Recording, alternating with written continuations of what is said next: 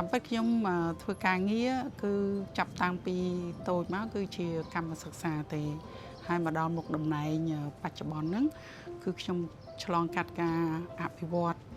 សិក្សាច្រើនណាស់ហើយពីមុខតំណែងមួយទៅមុខតំណែងមួយពីរយៈពេលមួយទៅរយៈពេលមួយហ្នឹងគឺយើងធ្វើការរៀនសូត្រតាមរយៈការស្រាវជ្រាវអានសភៅផងហើយ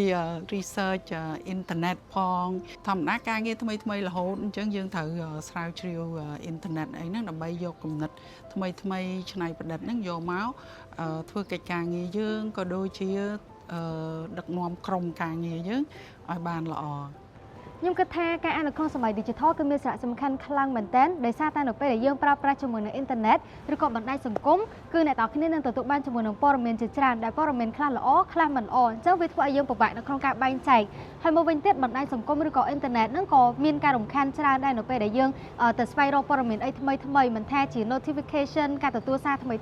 អញ្ចឹងធ្វើឲ្យយើងពិបាកនៅក្នុងការផ្ដោតអារម្មណ៍ឬក៏ផ្ចង់អារម្មណ៍ក៏ប៉ុន្តែបើសិនជាអ្នកនរគ្នាអានជាមួយនឹងសភៅផ្ទាល់វិញខ្ញុំគិតថាអ្នកនរគ្នានឹងអាចមានជាមួយនឹងការផ្ដោតអារម្មណ៍បានច្រើនជាងមុនហើយយើងក៏អាចចំណាយពេលមួយនៅក្នុងការគិតក៏ដូចជាទទួលបានជាមួយនឹងចំណេះដឹងថ្មីនោះនៅពេលដែលយើងអានសភៅពីមាត់ទំព័រទៅមាត់ទំព័របានផងដែរចឹងខ្ញុំគិតថាការអានគឺវាមានសារៈសំខាន់អ្នកឲ្យគួរតែចំណាយពេលខ្លះព្រោះអីមិនមានន័យថាត្រូវតែអានសុទ្ធអត់ឲ្យលេងបណ្ដាញសង្គមទេតែតើថាមានពេលខ្លះយើងអានផងទៅយើងលេងផងទៅឲ្យវាមានតុល្យភាពរវាងគ្នាអញ្ចឹងណាហ្នឹងហើយខ្ញុំគិតថាវាសំខាន់ខ្លាំងមែនតើចំណេះខ្លះគំនិតខ្លះអត់មាននៅកន្លែងការងារទេហើយក៏អត់មាននៅសាលាដែរអញ្ចឹងវាមានតែនៅក្នុងសភៅហើយនិងនៅក្នុងឯកសារនៅក្នុងអ៊ីនធឺណិតព្រោះយើងសម័យមើលគំនិតគេល្អមួយគេធ្វើបានជោគជ័យហ្នឹងគេយកទៅសរសេរជាសភៅចុះបើរាប់លានសភៅរាប់លានគំនិតអញ្ចឹងវាមានគំនិតច្រើនណាស់នៅទីនោះអញ្ចឹងបើយើងអត់ស្រាវជ្រាវយើងមានគំនិតតែមួយទេអញ្ចឹងដូចថាយើងគិតអត់គ្រប់ជ្រុងណាតែដល់ពេលយើងស្រាវជ្រាវយើងអានយើងមើលអ៊ីនធឺណិតមើលអីទៅយើងបានគំនិតមក4 10អីចឹងទៅថែមគំនិតយើងមួយទៅយើង11ចឹងយើងមានជំរើសច្រើនក្នុងការរើសថាគំនិតមួយណាយកមកអនុវត្តនៅការងារហ្នឹងគឺបានជោគជ័យសម្រាប់ខ្ញុំការអាននឹងផ្ទាល់គឺវាសំខាន់ខ្លាំងមែនទែនជាពិសេសនៅក្នុងអាជីពខ្ញុំជាអ្នកផលិតមាតិកាផ្នែកអប់រំហើយពេលដែលខ្ញុំអានប៉ះចំquote ណាមួយដែលគេនិយាយតាក់ទងទៅនឹងគំនិតល្អមួយខ្ញុំយកវាមកបំបែកហើយខ្ញុំបន្ថែមបញ្ចូលជាមួយនឹងបទពិសោធន៍ផ្ទាល់ជីវិតរបស់ខ្ញុំធ្វើជាមាតិកាល្អមួយដើម្បីចែករំលែកទៅអ្នកគាំទ្ររបស់ខ្ញុំអញ្ចឹងហើយខ្ញុំមានអារម្មណ៍ថាបើសិនជាខ្ញុំអត់អានឲ្យបានច្រើនទេក៏ខ្ញុំអត់មានគំនិតច្រើនដើម្បីចែករំលែកទៅកាន់អ្នកទស្សនាអ្នកគាំទ្ររបស់ខ្ញុំដែរការអានគឺវាផ្ដល់ប្រយោជន៍ខ្លាំងមែនទែនទៅដល់ខ្ញុំក៏ដូចជាអាជីពដោយសារតែទី1នោះវាបានជួយផ្លាស់ប្ដូរជាមួយនឹងផ្នែកកំណត់របស់ខ្ញុំឲ្យមានការគិតបានវិជ្ជមានច្រើនជាងមុនហើយក្នុងមួយវិញទៀតនោះវាបានជួយនៅក្នុងការដោះស្រាយបញ្ហារបស់ខ្ញុំច្រើនខ្លាំងមែនទែនមិនថាតាក់ទងជាមួយនឹងការទំនាក់ទំនងការប្រស័យតាក់ទងការរាប់អានមិត្តភក្តិថ្មីឬក៏ការកសាងទម្លាប់ក៏ដូចជាភាពដឹកនាំឯងអញ្ចឹងនៅពេលដែលខ្ញុំជួបជាមួយនឹងបញ្ហាអីមួយខ្ញុំអាចទៅរកសភៅដែលអាចជួយដោះស្រាយក៏ដូចជាពង្រឹងជាមួយនឹង skill ឬក៏ជំនាញមួយនោះតែម្ដងតាមពិតឆ្នាំនេះគឺជាឆ្នាំទី3ហើយដែលអមរិតបានឧបត្ថម្ភពិព័រណ៍សិភៅនៅកម្ពុជាយើងហ្នឹងណាប៉ុន្តែពិសេសឆ្នាំនេះអមរិតគឺជាអ្នកឧបត្ថម្ភធំទៅលើពិព័រណ៍នេះហើយ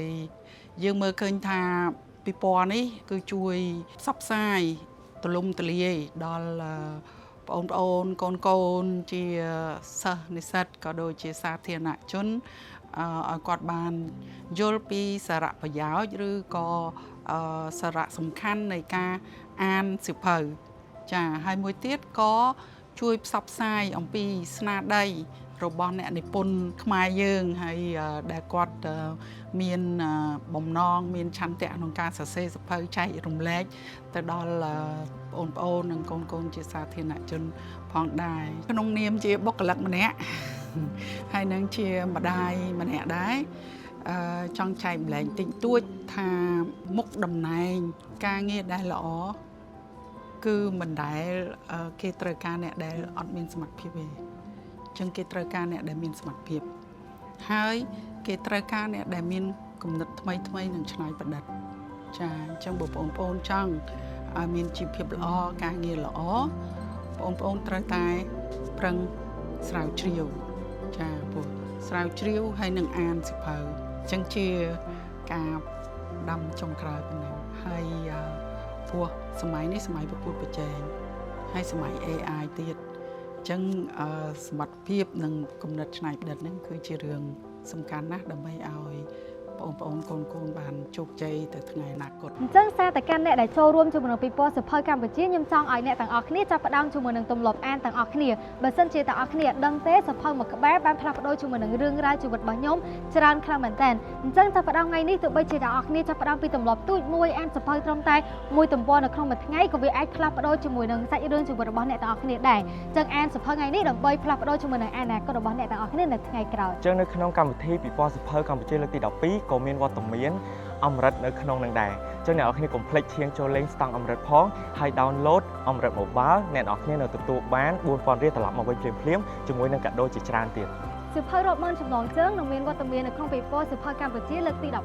អញ្ចឹងប្រសិនបើអ្នកទាំងអស់គ្នាជាអ្នកដែលស្រឡាញ់ចូលចិត្តសៀវភៅឬក៏ចង់ជួបជាមួយនឹងអ្នកនិពន្ធផ្ទាល់នេះគឺជាឱកាសដែលល្អដែលអ្នកទាំងអស់គ្នាមិនគួររំលង សៀវភៅជាជំនួយបញ្ញាហើយក៏ជាអាហារគំនិត